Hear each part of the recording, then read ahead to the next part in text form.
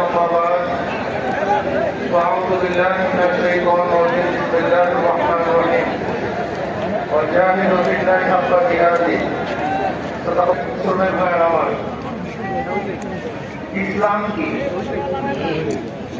ইসলামী শ্রমিক নীতি যদি বাস্তবায়ন হয় তাহলে মানুষের কি উপকার হবে আমরা শ্রমিকরা অনেকেই জানি না।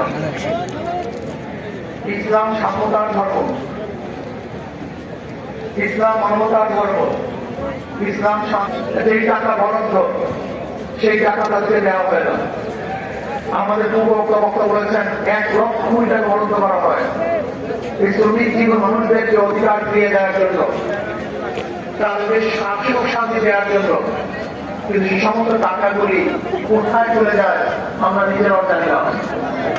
আমরা চাই বাংলাদেশের প্রত্যেক শ্রমিক তারা পেট পুড়ে খাবে, তারা ভালো বস্ত্র পরিধান করবে, ভালো ঘরে থাকবে, তাদের মুখে হাসি থাকবে, তাদের বাচ্চাদের চেহারার মধ্যে হাসি থাকবে, তাদের স্ত্রীদের চেহারা গঠন করতে। যেখানে হাসবো সবাই সমৃদ্ধ ভাবে একই সাথে হাসবো, কাঁদবো সবাই একই সাথে কাঁদবো, খাবো সবাই একই সাথে খাবো, আমরা ভালো থাকবো সবাই একই সাথে ভালো থাকবো। কেউ 5 নয়, কেউ 100 নয়, এই ব্যবধান আমরা চাই না। কেউ 1000 বস্ত্র পরিধান করবে আর কেউ বস্ত্রহীন থাকবে, এই সমাজ আমরা চাই না।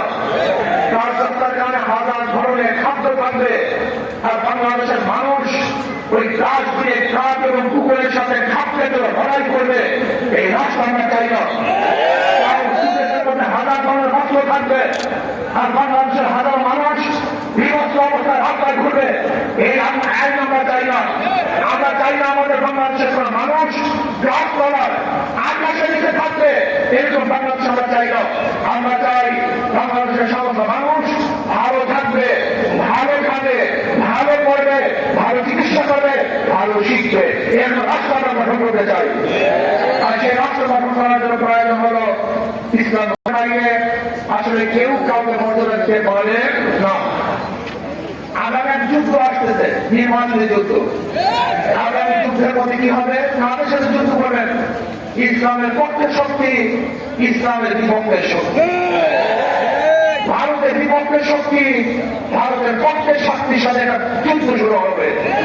আমি বিশ্বাস করি সেই যুদ্ধে ইসলামের পক্ষের শক্তি বিজয় অর্জন করবে, দেশের পক্ষের শক্তি বিজয় অর্জন করবে এবং ব্রিটিশরা দাওয়ানি করে তারা অবশ্যই পরিবেশ হবে। ইনশাআল্লাহ সেই যুদ্ধের মধ্যে আমরা অংশগ্রহণ করবো।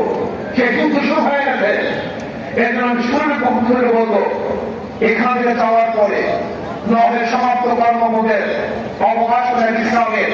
আর সেইখান থেকে ঢাকাতে যাওয়ার পরে আমরা সিদ্ধান্ত গ্রহণ করবো আমার 24 ঘন্টার সময়ের মধ্যে আমি কত ঘন্টার সময় দাওয়াত কাজে ব্যয় করবো। আমরা যেখানে শ্রমিক পাবো আমি তাদেরকে দাওয়াত দেবো। বাংলাদেশে 80% শ্রমিক, এই 80% শ্রমিক সেই পক্ষে থাকলে তারা বিজয় অর্জন করবে। পাকিস্তান শ্রমিক আন্দোলনের প্রত্যেকটা রেখা কর্মীদের সঞ্চয় সব সময় আমরা তাদের কাছে যাবো, গিয়ে বলবো ভাই ইসলাম ক্ষমতা আসে এই উপকার হবে, তোমার উপকার হবে, তোমার স্ত্রীর উপকার হবে, তোমার সন্তান উপকার হবে, তোমার ভাই উপকার হবে, সবাই উপকার হবে, সমস্ত মানুষ সামনে পাঠ হতে পারবে। সেটা আমরা শ্রমিক বুঝাতে পারি। আমি বিশ্বাস করি আজকে এখানে যারা উপস্থিত হয়েছেন, আজকে সরার দিয়ে উদ্ধারে যারা উপস্থিত হয়েছেন, এই কলেজের কর্মীরা যদি শপথ গ্রহণ করেন আগামী ইনশাআল্লাহ শ্রমিকদের 80% ভোট আমরা ইসলামের পক্ষে নিয়ে আসবো, হাত পাখার পক্ষে নিয়ে আসবো। তারা সম্ভব কি সম্ভব না? অবশ্যই সম্ভব। আজকে আপনাকে আমাকে সে যুদ্ধ